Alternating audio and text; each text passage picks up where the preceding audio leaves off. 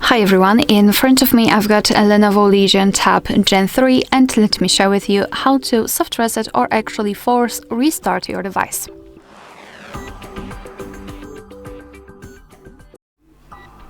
So this operation will be useful, especially if, for example, the screen does not work, it does not really respond to your touches, you're not able to do anything.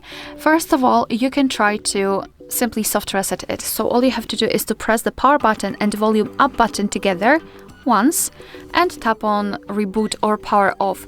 However, if you cannot do that, I mean if it does not respond to the touch option, simply try to force restart it. So press the power button and the volume down button together and wait until you see the black screen and then the developer's logo. So let me try to do it. You'll have to press it for approximately 8 to 10 seconds. So just press both. Of course we will make a screenshot, but let's just ignore it and keep pressing the buttons all the time. We've got the information that we have to hold more than 3 seconds. We've got the black screen, which is a really good sign.